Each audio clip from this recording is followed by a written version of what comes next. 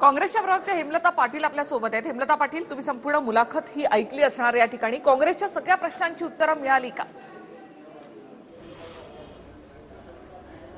नाही, आपण सगळी ही जी मुलाखत ऐकली आणि तुमच्यामुळे मला आज इतक्या वेळ ती सगळी मुलाखत ऐकावी लागली, कारण मी मन की बात लागली की पहिल्यांदा रेडिओ स्विच ऑफ करते। परंतु हे सगळी जी मुलाखत ऐकताना लक्षात येत होतं की स्क्रिप्टेड मुलाखत आहे। याच्यावरती बरेच आधीपासून रिहर्सल एक 7-8 दिवस घेतली असेल, काय प्रश्न विचारायचे हे सुद्धा ठरवलं गेलं असेल। कारण ज्या पद्धतीने आपण बघितलं की सर्जिकल स्ट्राईक बद्दल अगदी नाट्यमयरित्या त्यांनी ते जे भाषण ठेवलं अभिनिवेशपूर्ण, तर त्याच्यावर असं वाटतं की काय प्रश्न विचारायचे, काय उत्तर द्यायचं हे सगळं ठरलं होतं। भाषण करताना एक अहंकार तर होताच, शब्दाचा टोन जरी खालचा असला, परंतु एक पंतप्रधान बोलतोय की एक भाजपचा प्रवक्ता बोलतोय, अशा पद्धतीची संपूर्ण मुलाखत होती। आणि त्यामध्ये मला सांगा की कुठल्या प्रश्नांची उत्तरे मिळालीत? आता तुम्ही मला ओळीने 1, 2, 3, 4 जर विचारलं सगळे मुद्दे, तर मी प्रत्येक मुद्द्यावर सांगेन की कुठल्या मुद्द्याचं उत्तर पंतप्रधानांनी ह्या मुलाखतीमध्ये दिलंय आणि ह्या मुलाखतीमधून देशाच्या सर्वसामान्य नागरिकाचं समाधान होईल असं कुठलं उत्तर पंतप्रधानांनी दिलंय?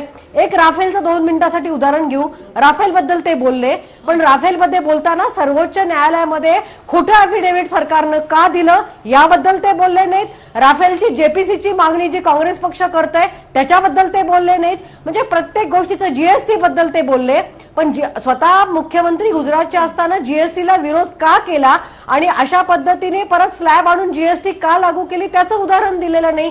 नोटबंदीचं त्यांनी जे स्पष्टीकरण केलं ते अत्यंत लंगडं स्पष्टीकरण केलं। म्हणजे अनेक मुद्दे आहेत, आपण प्रत्येक मुद्द्यावर चर्चा करूया आणि माझी अशी अपेक्षा आहे निखिला की पंतप्रधानांच्या प्रत्येक मुद्द्यावर तुम्ही चर्चा करा आणि मला या प्रत्येक मुद्द्यावरती बोलायला अर्धा मिनिट वेळ दिला तर होईल। कारण भाजपचे मुख्य प्रवक्ते माधव भंडारीजी सुद्धा आपल्यासोबत या चर्चेमध्ये सहभागी झालेले आहेत। माधवजी, स्वागत तुमचं। हेमलताजींचं आपण आता ऐकलं की त्यांचं काही समाधान झालं नाही, काँग्रेसचं समाधान नाही झालं यामध्ये। नमस्कार।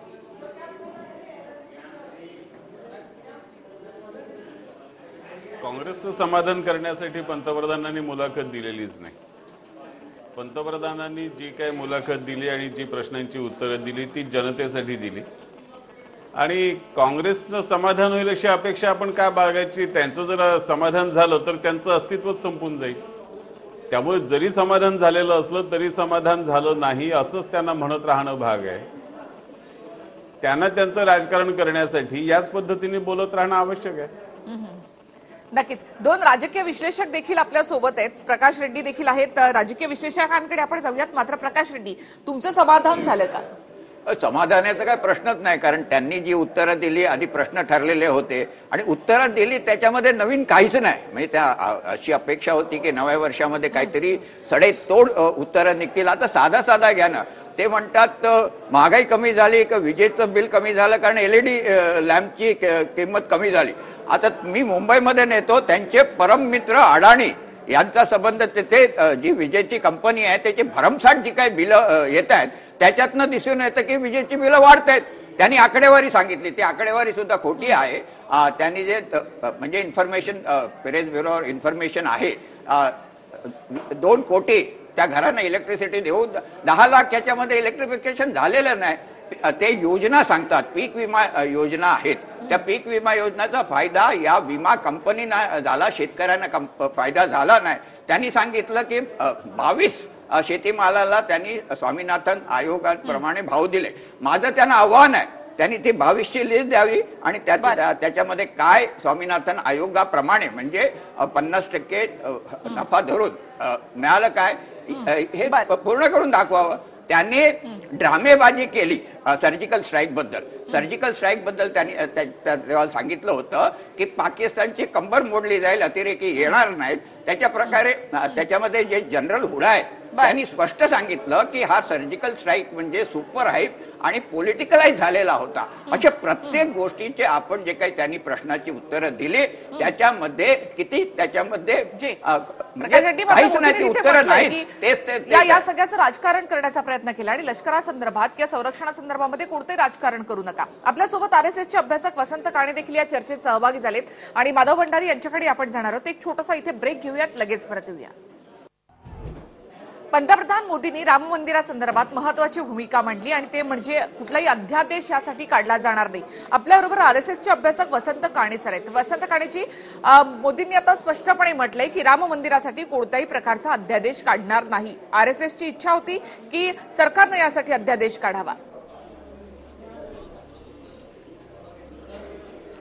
लोकांच्या इच्छा व्यक्त करणं हे तर संघटनेचं काम आहे, पण शासन म्हणून मोदींनी जी भूमिका घेतली आहे की कोर्टाच्या निकालापर्यंत वाट पाहणं आवश्यक आहे, ती समयोचित आणि समजूतदारपणाची आणि एक ज्याला काय म्हणता येईल सभ्यतेची भूमिका आहे.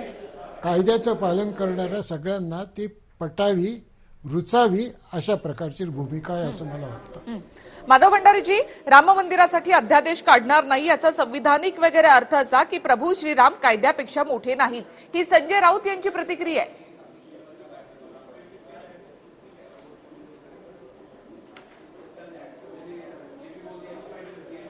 कुणी काय प्रतिक्रिया द्यावी हा ज्याचा त्याचा प्रश्न आहे.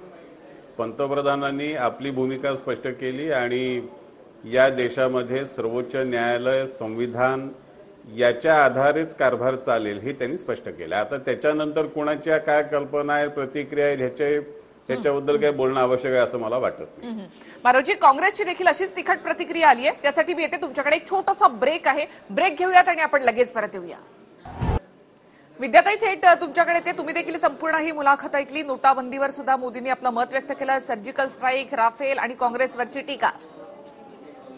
नाही, मोदी बोलले ते आज अत्यंत संयमाने बोलले. त्यांना कदाचित 5 राज्यांमध्ये जो झटका बसलेला आहे त्याच्यामुळे त्यांचे पाय जमिनीवर आले असं म्हणायला हरकत नाही. आणि त्यांनी नोटाबंदीच्या निर्णयाबद्दल सांगितलं की मी म्हणजे नोटाबंदीच्या निर्णयावर डायरेक्ट बोलले नाही, पण नंतर म्हणाले की मी सगळे निर्णय जे घेतले ते सगळ्यांच्या सहमतीने घेतलेले आहेत. परंतु नोटाबंदीचा निर्णय हा बिलकुल सर्व संमतीने नव्हता. आरबीआयला सुद्धा विचारलं नव्हतं, अर्थमंत्र्यांशी सुद्धा याच्याबद्दल चर्चा केली नव्हती.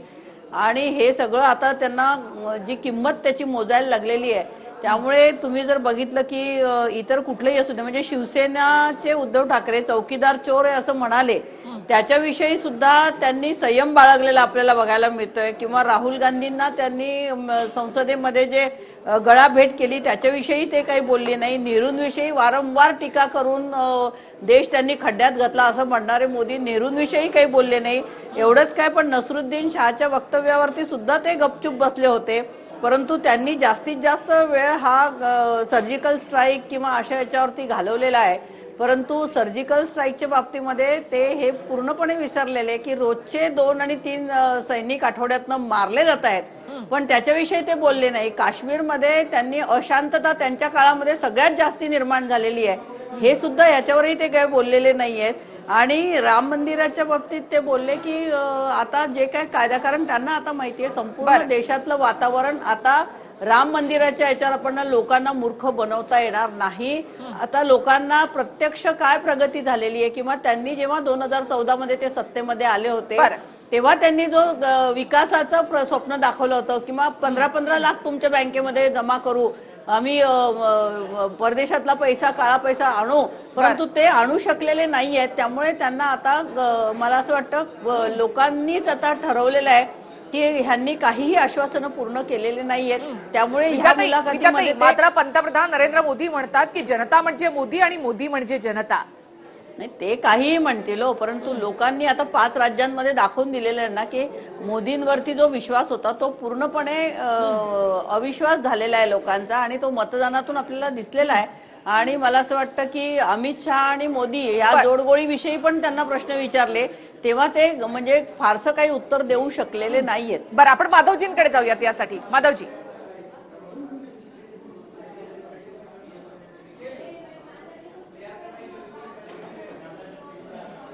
पंतप्रधान नरेंद्र मोदीजींचे पाय जमिनीवर आले असं वाक्य वापरलंय. खरं म्हणजे संपूर्णपणे जमिनीशी जोडलेला नेता म्हणून पंतप्रधान मोदींना सगळेजण ओळखतात.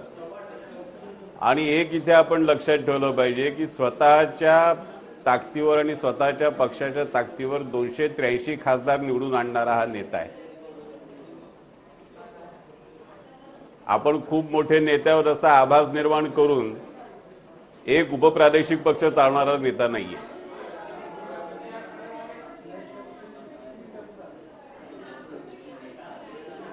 त्यामुळे मोदी साहेब हे पूर्णपणे जमिनीशी जोडलेले नेते आहेत, जनतेशी जोडलेले नेते आहेत आणि त्यांनी त्याच भूमिकेतून आपल्याला विचारलेल्या सगळ्या प्रश्नांची उत्तरं दिली. जे जे प्रश्न आजपर्यंत विचारले जातात त्यांनी कुठलाही प्रश्न टाळलेला नाही. प्रत्येक प्रश्नाचं स्पष्ट उत्तर दिलं. काही हातचं राखून उत्तर द्यायचं त्यांनी प्रयत्न केलेला नाही. त्यामुळे अत्यंत मोकळ्या मनाने त्यांनी दिलेली ही मुलाखत आहे. हेमंत देसाई आपल्या सोबत आहेत. हेमंत देसाई, पत्रकार म्हणून तुम्ही कसं पाहता याकडे? मोदी हे एक अतिशय चांगले कम्युनिकेटर कसे आहेत त्याचा पुन्हा एकदा पुरावा बघायला मिळाला. पण चांगलं कम्युनिकेटर केलं म्हणजे असलं म्हणजे सत्यता असते असं नाही. मगाशी हेमलताताईंनी ज्याचा उल्लेख केला की मन की बात लागल्यानंतर मी बंदच करते रेडिओ. माझ्या मते विरोधी पक्षाने अशा प्रकारचं भाष्य करणं चुकीचं आहे. अशा प्रकारची ॲटिट्यूड असता कामा नये. अशी जर ॲटिट्यूड असेल तर मोदी आणखीन मोठे होत जाते. हा पहिला मुद्दा. स्मिता प्रकाश यांनी ही जी मुलाखत घेतली ती मुलाखत सुरू होण्यापूर्वी काही चॅनलवरती काही भाष्यकार असं म्हणत होते की ह्या मुलाखतीत काहीच दम नाही म्हणून. मुलाखत सुरू होण्यापूर्वी जर तुम्ही असा स्टँड घेतला तर तुमच्यावर सुद्धा लोकांचा विश्वास बसणार नाही. ही पहिली सुरुवात माझी. या मुलाखतीमध्ये सगळेच प्रश्न स्क्रिप्टेड होते असं मला वाटत नाही, पण त्यांनी उपप्रश्न विचारले नाहीत जेवढे विचारायला पाहिजे होते. महत्त्वाची गोष्ट म्हणजे राहुल गांधी असतील किंवा अन्य सगळे लोक जो मुद्दा उपस्थित करतात तो बेरोजगारीचा. हा देशाला सतावणारा सगळ्यात मोठा प्रश्न आहे. त्याचा उल्लेखच नव्हता या संपूर्ण याच्यामध्ये मुलाखतीमध्ये. दुसरा मुद्दा जो आहे की ईव्हीएम बद्दल राहुल गांधी असं म्हणाले की आमचा विजय झाला असला, पत्रकार परिषदेत म्हणाले होते विजय झाला असला तरी सुद्धा ईव्हीएम बाबत सगळ्या जगभर संशय आहे, तेव्हा त्याच्याबद्दल आपण काहीतरी बदल घडवला पाहिजे. हा ईव्हीएमचा प्रश्न होता, तो सुद्धा विचारला गेला नाही. तिसरी गोष्ट म्हणजे नोटाबंदीबद्दल त्यांनी असं सांगितलं की नोटाबंदीची तयारी 1 वर्ष सुरू होती, पण रघुराम राजन यांनी त्याला रिझर्व्ह बँकेचे गव्हर्नर असताना विरोध दर्शवला होता. नोटाबंदी झाल्यानंतर त्याच्या विकास दरावरती परिणाम झाला, तो अपेक्षेपेक्षा सुद्धा जास्त झाला आणि त्याबाबत मोदींनी त्याचं समर्थन केलं की त्याच्यामुळे फायदे काय काय झाले ते सांगितले. पण टॅक्स बेस वाढला वगैरे त्यांनी सांगितलं.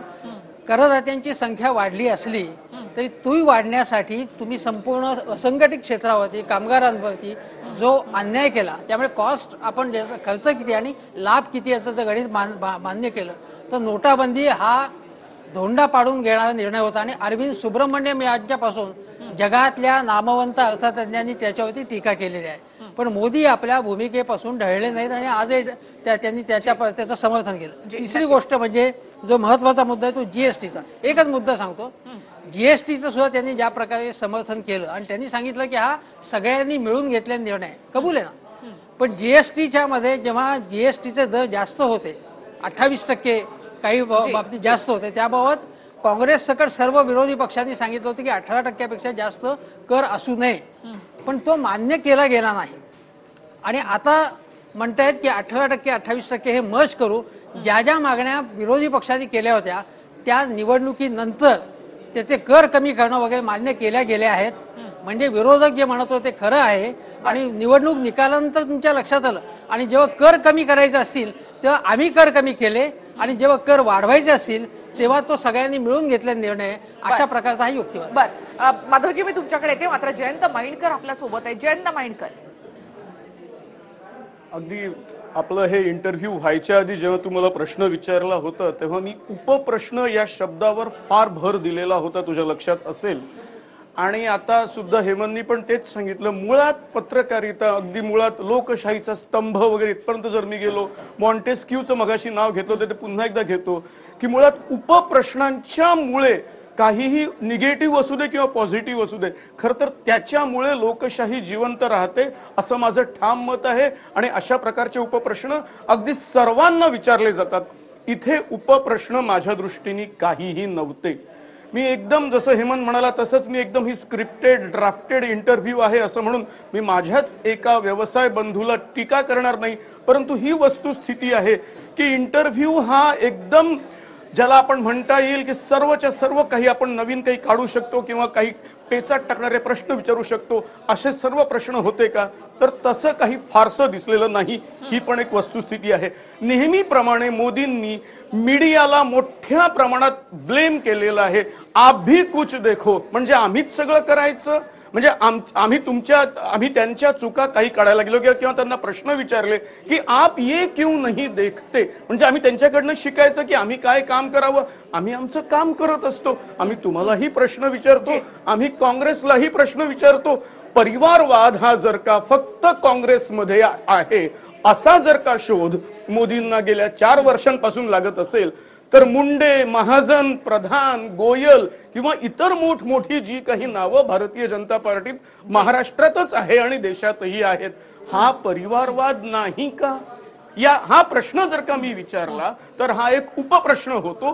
पण अशा प्रकारचे उपप्रश्न कुठेही दिसलेले नाहीत आणि माझ्या दृष्टीने हे अतिशय महत्वाचं आहे. मी अजून एक सांगतो, त्यांनी असं सांगितलं, माल्यांचं नाव न घेता ते बोलले की जे काही पळून गेलेले आहेत आर्थिक गुन्हे करून त्यांना आम्ही परत आणू. प्रश्न असा आहे, आम्ही परत आणू म्हणण्याच्या आधी त्यांच्याच पक्षाचे एक ज्येष्ठ नेते आणि मंत्री नितीन गडकरी यांनी लाईव्ह डिस्कशन मध्ये किंवा मला वाटतं का प्रोग्राम मध्ये माल्यांच्या विषयी काय वाक्य म्हटलेलं आहे हे जर का वाक्य मोदींनी पाहिलं असतं आणि माझ्या दृष्टीने उपप्रश्नांच्या मध्ये जर का गडकरींच्या या वाक्यावर काही एखादं विचारलं गेलं असतं तर ते अधिक संयुक्तिक ठरलं असतं. माइंडकर, याचं उत्तर आपण माधव भंडारीजींकडनं घेऊया. माधवजी.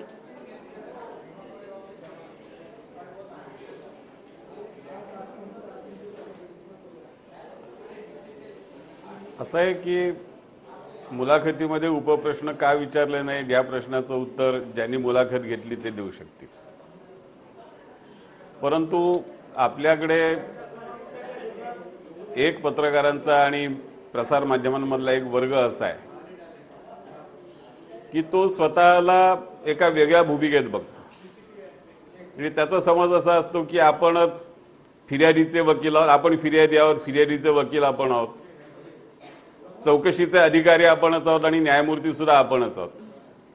आपल्या समोर जो येईल त्याची उलट तपासणी घेणं हेच आपली काम आहे आणि त्याला गुन्हेगार ठरवणं ही आपली जबाबदारी आहे. अशा पद्धतीचा एक मनोभूमिका तयार करून एक वर्ग चालतो आणि त्या वर्गाला आपली उलट तपासणी करायला मिळाली की नाही मिळाली ह्याच्या पलीकडे काही देणं घेणं नसतं.